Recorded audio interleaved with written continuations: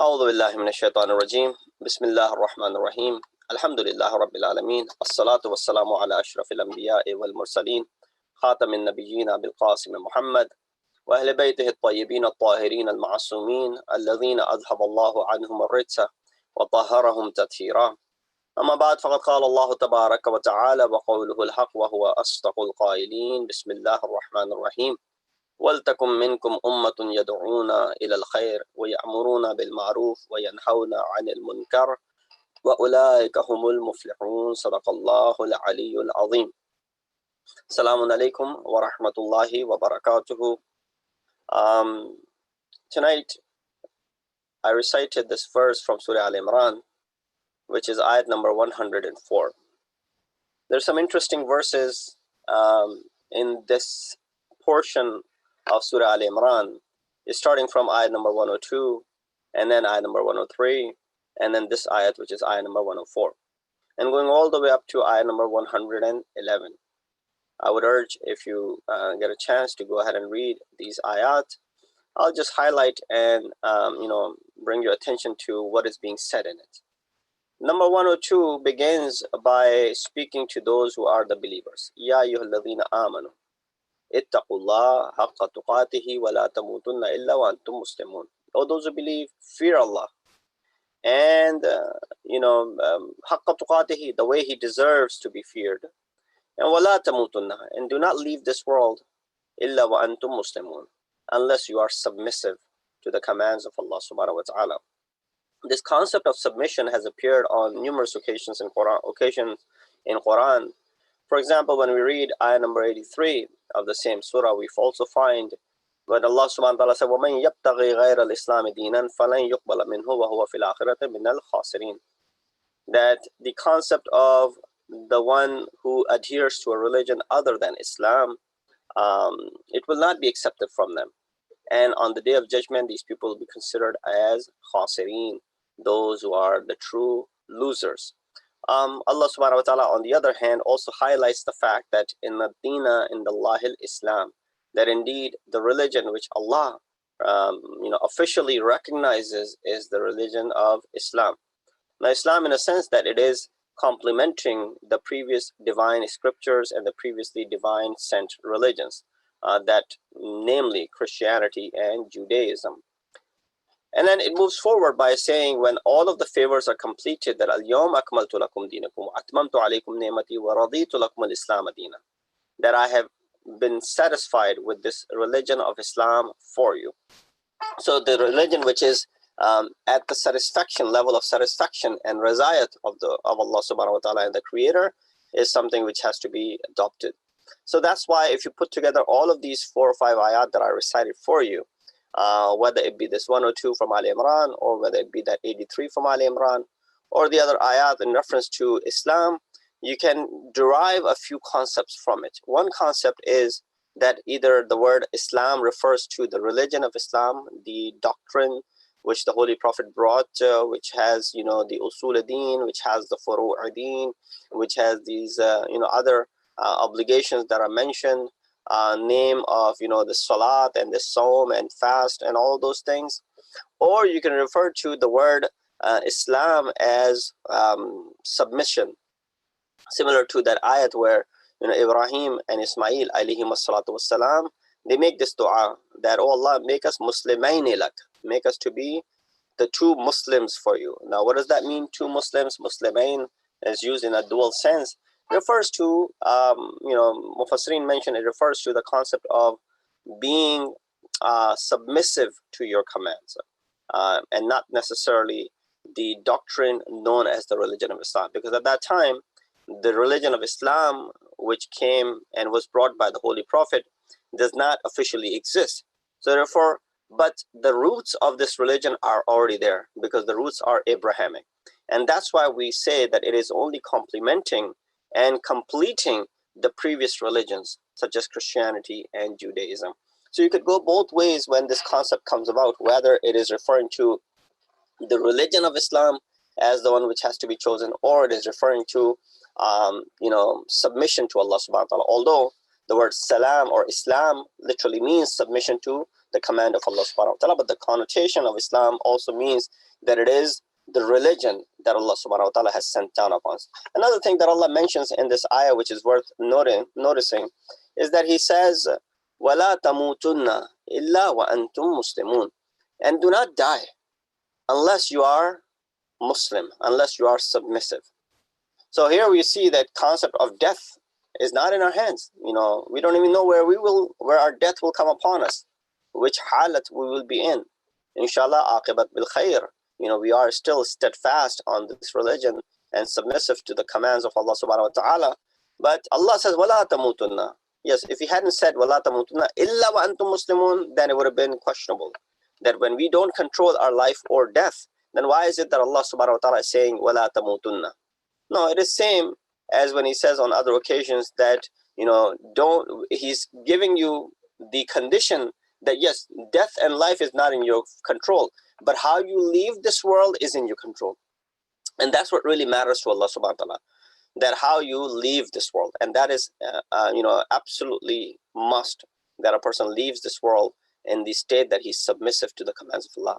How many stories have we heard of people who were, good doers throughout their lives, led a very, moderate life, and then did perform all of their actions. But towards the end of their life, they lost it. Not lost it in a sense that they became insane, no. They lost it that they lost concept of religion. They would say, well, there's no need for prayer, there's no need for any of these things, and sort of lost it. And so all of their, ibadat for all of those years that they perform, what happens to it? If a person leaves this world in that state, then of course all of those actions will be null and void. Similar to, our ibadat is only for maybe 60, 70, 80 years. But there have been beings, creations of Allah subhanahu wa ta'ala who worship Allah for thousands of years. And the prime example is Iblis, who worshipped Allah for 6,000 years at least, prior to the concept of, Allah asking him to prostrate in front of Hazrat Adam alayhi salam. And that's when he was kicked out of, the paradise. So being a jinn, he was permitted in the paradise. Being a jinn, he was in the company of the angels, and he was doing the worship and the ibadat of Allah. But because of the arrogance, he was removed from there. So this is just a background of that ayah number 102. You move forward, you see that ayah which I have spoken to you a great deal, and you've heard a great deal on numerous occasions. وَاعْتَصِمُوا بِحَبْلِ اللَّهِ جَمِيعًا وَلَا تَفَرَّقُوا. Hold on to the rope of Allah subhanahu wa ta'ala, and do not cause any sort of discord and dispute amongst you. That ayat is, probably one of the strongest ayat when it comes to the concept of unity. Now, a lot of things are said in reference to unity, but unity does not mean that you compromise on your core beliefs. Unity means that you, compromise on things which are not, that detrimental if you were to go along with them. And that's why you try and find a common ground where both parties can come together without having compromised anything. Because if there's a lot of compromise that's happening, then neither party will be much satisfied with the proceedings. So therefore, not just that we are trying to be accommodative of others feel the same way. But to whatever extent that we can, that's why Allah subhanahu wa ta'ala, when He speaks to Ahlul Kitab, Ya Ahlul Kitab, Ta'alaw ila kalimatin sawa, that come on a similar word, which is, Allah na'budu illa iyyah, that we will not worship anyone except Allah subhanahu wa ta'ala, wala nushrik bihi, and we will not associate anyone with Allah subhanahu wa ta'ala. So at least this much we can come to sort of an agreement. And if we can, then yes, we're ready to sit down with each other and we are ready to speak. So this the concept of unity is explained in these various verses. There was a group of Aus and Khazraj for which this ayat was primarily revealed, that for every small little dispute they will have bloodshed. Yes, and they would start a war, a battle amongst their tribes. So this ayat was revealed to remind them of the favors of Allah subhanahu wa ta'ala. Remember, when you were enemies of one another, Allah united your hearts and made you brothers and sisters.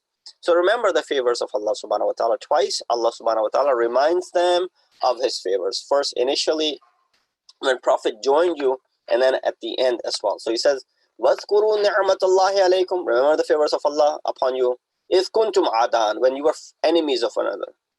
إِذْ كُنْتُمْ عَادًا فَأَلَّفَ بَيْنَ قُلُوبِكُمْ. Allah united your hearts.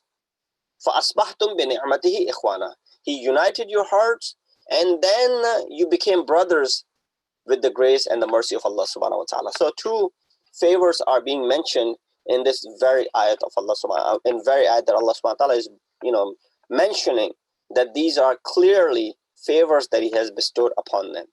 After reading that ayat, which of course, goes on, kuntum ala shafa hufratin, that you were about to fall into this pit, and if it wasn't for the Prophet who rescued you from there, you would not have existed. Then comes this ayat. Now that you're ready, the discussion has happened for mu'mineen. They are encouraging them to become muttaqi, encouraging them not to leave this world until they're submissive to the commands of Allah subhanahu wa ta'ala.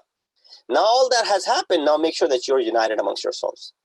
Yes, you need to unite within your own sufuf. You need to unite within your own selves. A lot of time what we see that, there's so much disunity when it comes to within our own party, within our own gatherings. We find that there's so much discord that exists amongst ourselves.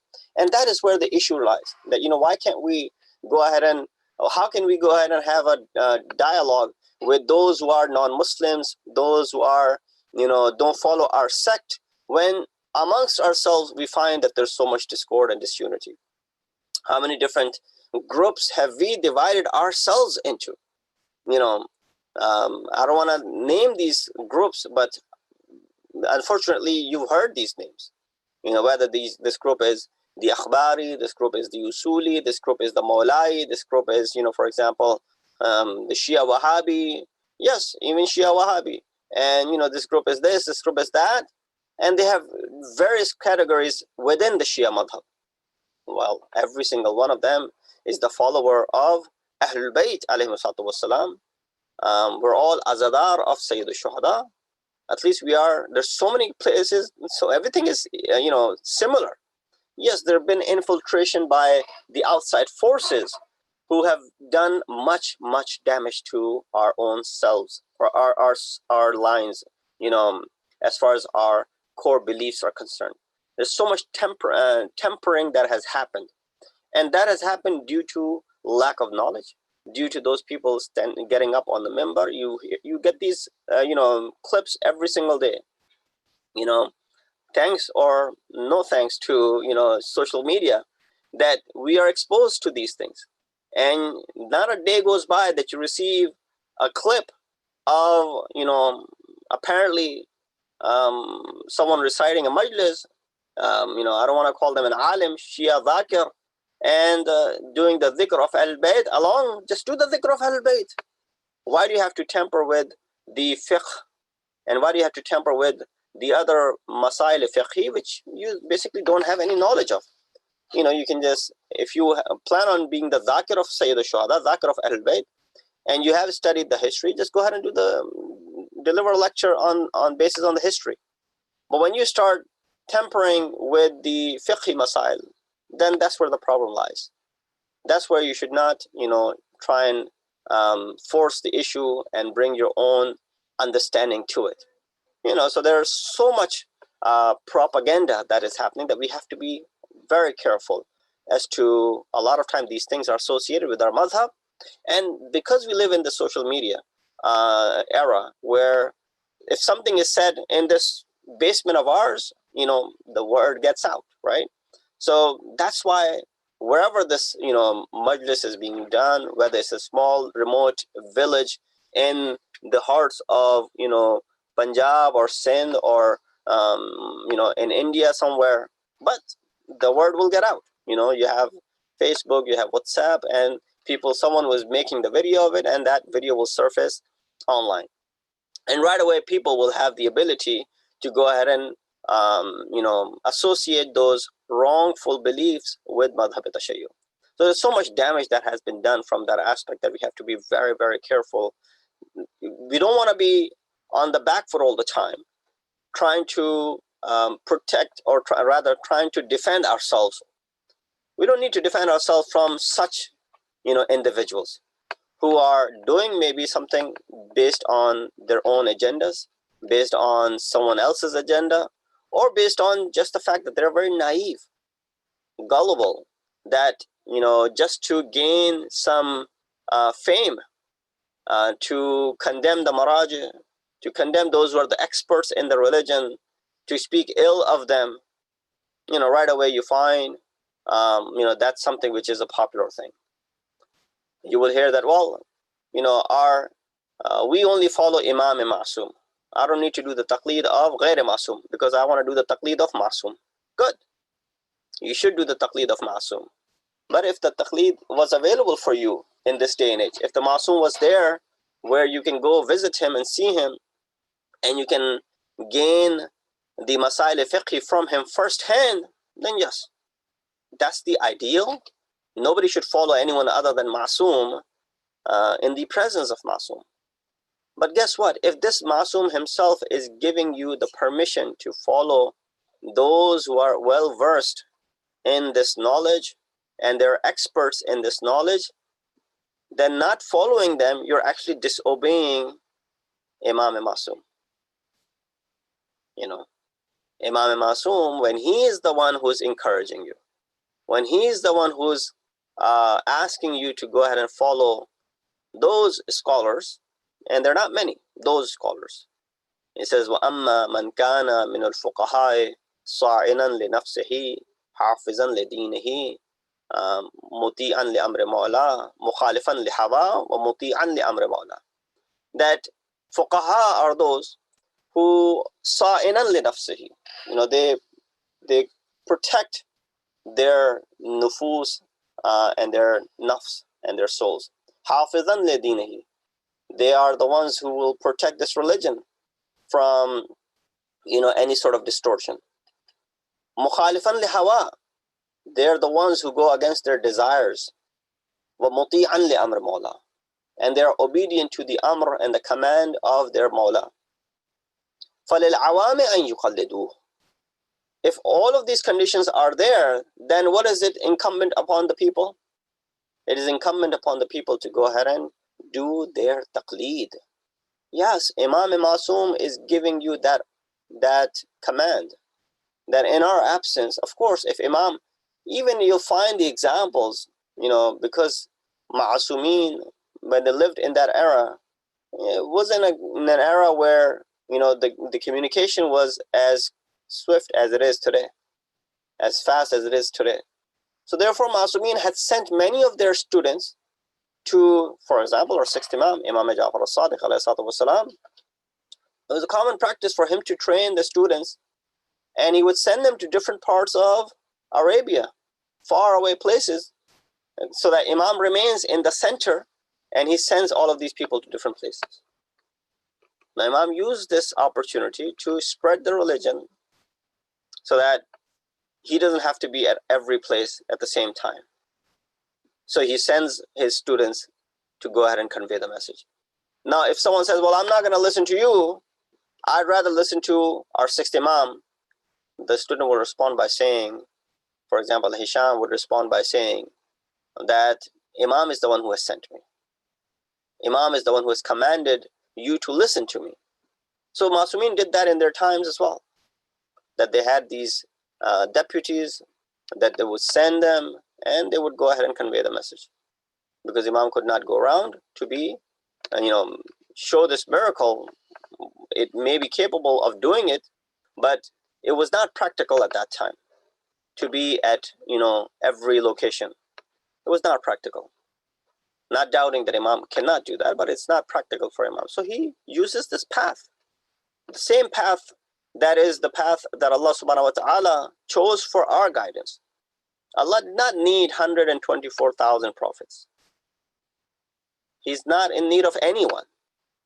Well, at least with Ma'sumin, you got some limitations, because they're not Rabb, they're not Allah, they're not, they're bound to the laws that Allah has made.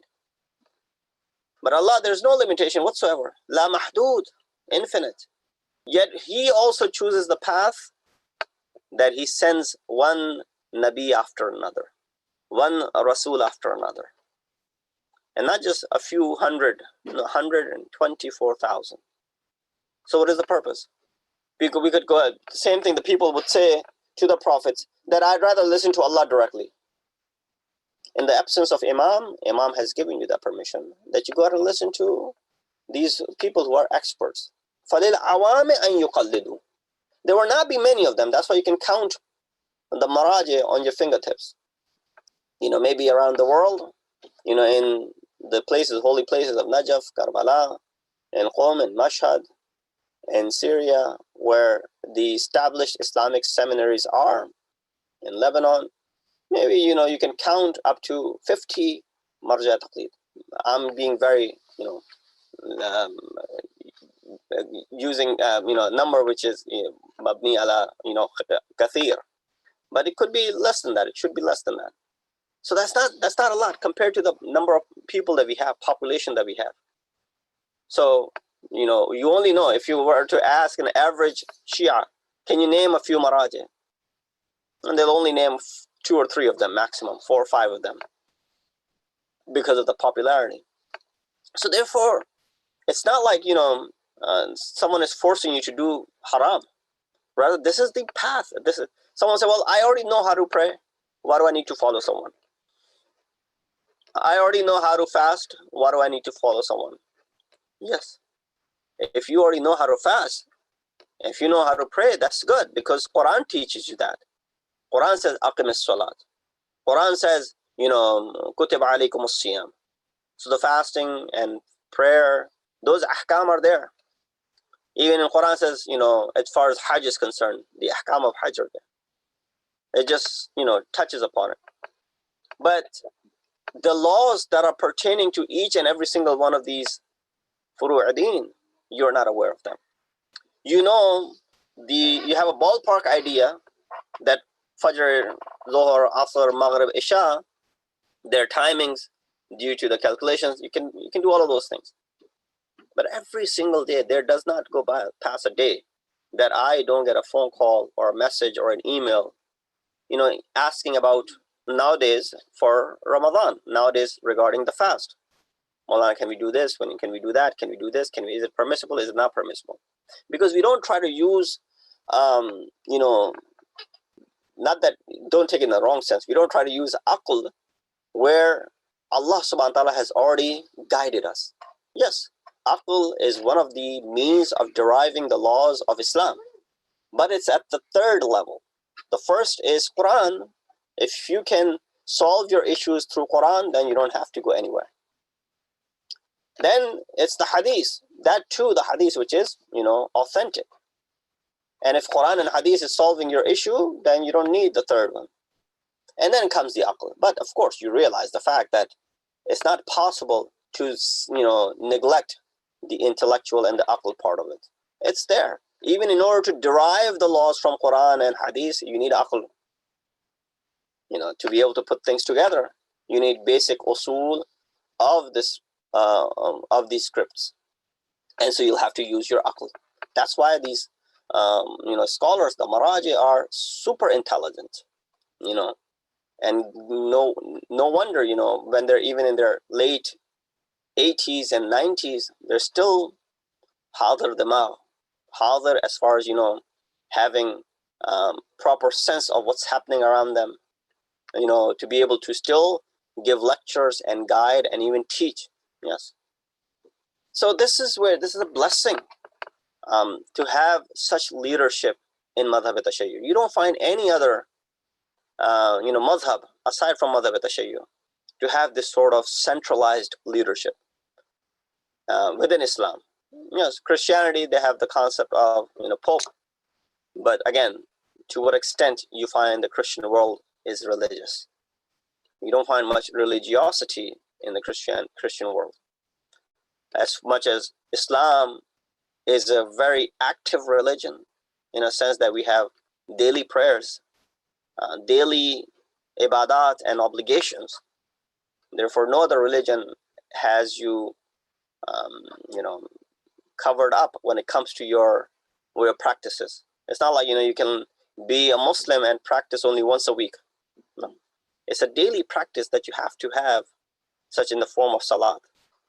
So therefore, discussion was not about this, but I got carried away, if you want to call it, when we stumbled over, this ayat of number 102 from from Al Imran and 103 of Al Imran. I actually recited for you ayat number 104 from Al Imran.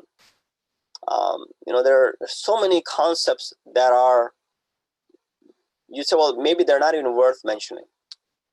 But the fact that, sometimes they start out very harmlessly. The initial aspect is harmless. So you say, well, let it go. Let them do what they're doing. It's not that harmful. It's not like it's causing halal and haram. It's messing up with halal and haram. So, you neglect it. But then it becomes a snowball. Then it becomes an established belief system. And if anyone dare speaks against it, whether it's the religious authority in the form of marja, even they are condemned. How dare they do? Because initially it has to be just, established. A lot of these things that we find in our households that are firmly believed in, well-established aqaid, you don't find them in the books of aqidah. You don't find them anywhere. I have about 40 books on Shia theology and aqaid, and look through them. You won't find many of these aqaid that are established and developed over the course of the few years, and you keep on hearing them every single day. People are doing ta'wilat, interpretations of Islamic tenets, the ahadith and ayat of Quran based on their whims. That's why we understand every time we begin the tafsir of Quran, we recite this hadith. Imam said, whoever does the tafsir of Quran upon their whims and opinion, maq'adahu finnar, their abode is hellfire.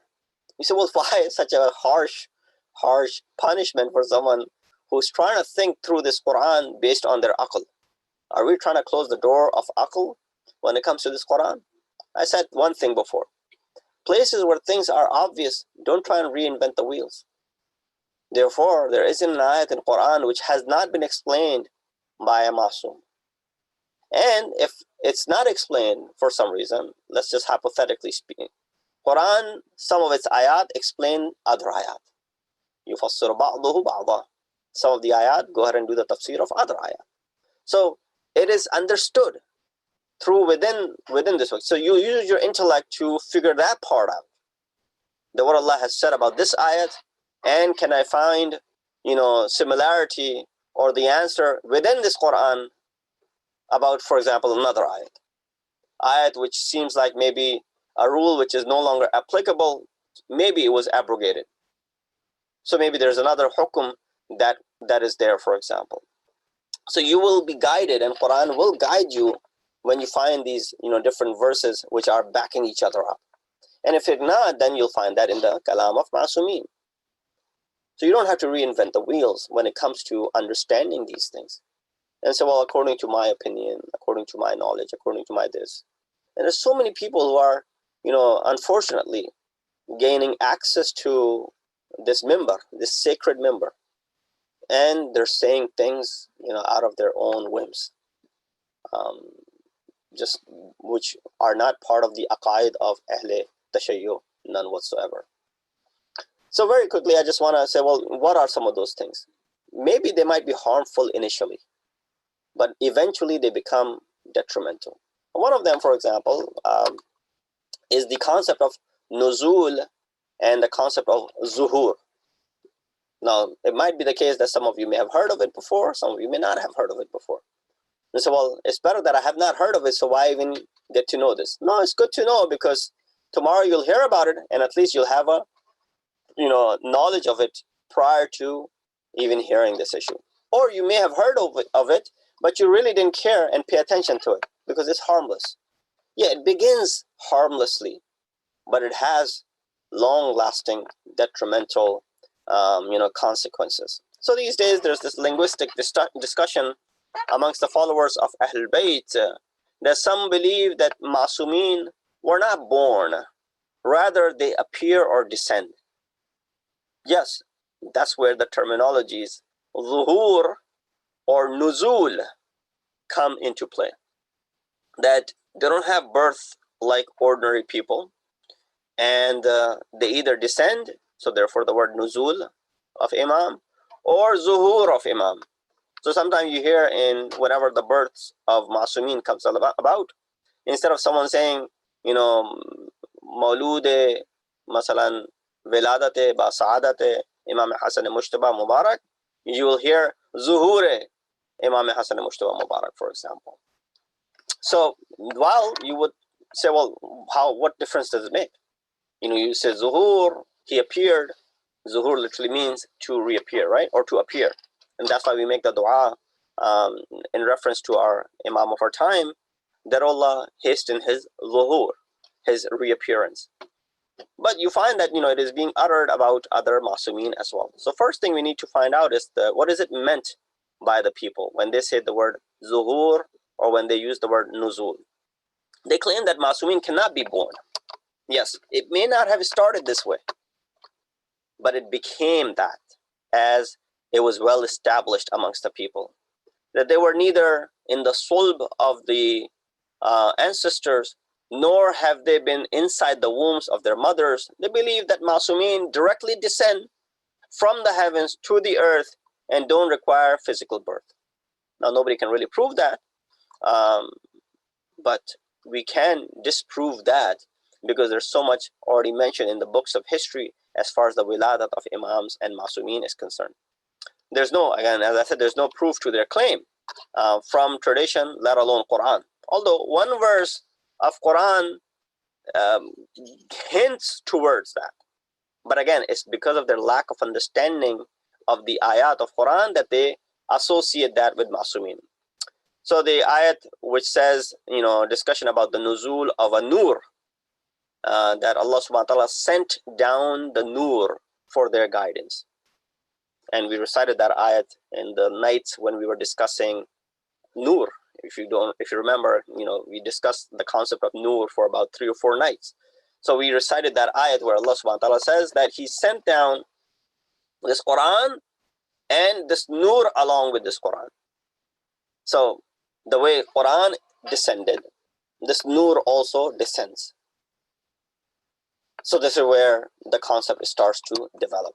According to authentic tafsir, that verse is actually referring to Quran as a nur, which is revealed to the Prophet for guidance of mankind. And even if we were to associate the word nur with ma'asum in the verse, فَآمِنُوا بِاللَّهِ وَرَسُولِهِ وَالنُّورِ الَّذِي أَنزَلْنَا, it would mean that they are the spoken tafsir. You know, Quran natiq of Quran, right? Quran natiq as opposed to Quran samit, which is revealed from Allah subhanahu wa ta'ala as well. That could only be the meaning of that. But they take that in the literal sense. So some of the faults right away from the get-go that you find with this belief is that when you deny the birth, then you must also deny the shahadat. So the way they had the nuzul, you know, then they descended, you know, they can ascend back again, and there isn't any death for them. According to the tafsir of the verse 15 from Surah Ahqaf, the reference is being made to Prophet Yahya and Imam Hussein, and the bearing of him and the weaning of him was 30 months. If one believes that Imam was never born, then they will have to deny this verse as well. You know, we recite these ayat, we recite the ziyarat. On Thursday nights, you recite the ziyarat warith. Very famous line of the ziyarah is what? Ashhadu annaka kunta nuran fil aslab al-shamikha wal arham al-mutahhara. That I bear witness that you are light in the sublime loins and the purified wombs. Ashhadu annaka al-a'immata min wuldika kalimatu taqwa wa alamul huda. I bear witness that the imams from your progeny are spokesmen of piety. Loins, wombs, and progeny has to do with childbirth. And if imams descended, then these ziyarat, you know, you can't claim these ziyarat to be authentic then. Similarly, in Dua Nutbah, Ziyarat Ali Yasin, we read the following words: Mauludun, Mauludain, or Awladatu. All of these words which reflect on the wiladat aspect of Imam of our time, which all denote that the fact that Masumin went through a natural birth. Nothing wrong with that. What's wrong with that if they were born like you and I are born? Still, there are anwar that are selected anwar amongst the entire, human race. Chosen ones. Their nur was created way before anyone else's nur was created. And that is proven through the ahadith of Masumin. They, physically speaking, they may look like us. And so this is where this doubt is created. They must also deny dua of Rajab, which is associated with Ma'soom, where they recite, Allahumma inni as'aluka bil mawludain fi Rajabin. Muhammad ibn Ali al-Thani wa ibnihi Ali ibn Muhammad al-Muntaja wa taqarrabu bihima ilayka khair al-qurb. Oh Lord, I ask you by the two mawlud. Therefore we use the word Jashn Wiladat. Don't use the word Jashn Zuhur. Oh Allah, Imams are teaching us in their du'as, this is how you make this dua. Allahumma inni as'aluka bil mawludain. Oh Allah, I'm asking you for the two mawlud of this month of Rajab. Muhammad ibn Ali al-Thani and his son Ali ibn Muhammad, the one with the highest lineage. I seek your nearness through them. And then we recite dua on the 3rd of Shaban, بِحَقِّ الْمَوْلُودِ فِي هَذَا الْيَوْمِ. When we speak about our third Imam, بِحَقِّ الْمَوْلُودِ, for the sake of this Mawlud who is born on this day, which is Imam Hussain. And then, on 15th of Shaban, similarly, the dua is there. So all of these ziyarat and duas, which contain our beliefs, are filled with curses for the killers of Ma'sumin, must then be denied. Since none of the Imams are born, therefore, they were not martyred either.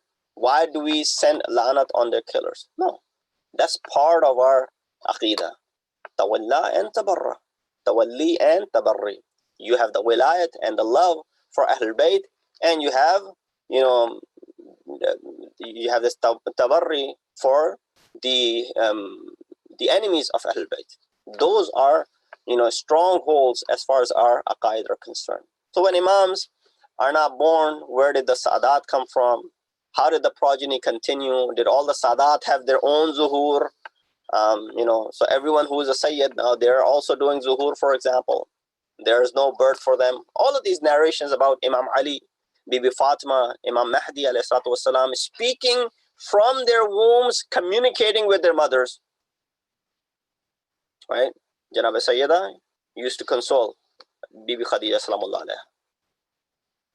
And then Imam Ali consoled his mother, for example. Imam Mahdi, for example. And we've heard about different Ma'sumin and Imams who communicated with their mothers from the womb. Then you must repudiate Eid Miladun Nabi. If one thing that Amir al-Mu'mineen stands alone, and there's no one who shares this attribute with him, no one, not even Rasulullah, that he's Mawlud Kaaba, the one who was born inside the Kaaba. That our sixth Imam said, narrates that Bibi Fatima bint Asad stood near the Kaaba and she said, وَبِهَذَا الْمَوْلُودِ الَّذِي فِي أَحْشَائِي الَّذِي يُكَلِّمُنِي وَيُؤْنِسُنِي بِحَدِيثِهِ. By this Mawlud, this child, who speaks to me, consoles me with his hadith, with his speech, with his talk. أنا موقنة أنه إحدى آياتك ودلائلك. I'm certain that he's one of your signs and he's one of your guides and your ayat.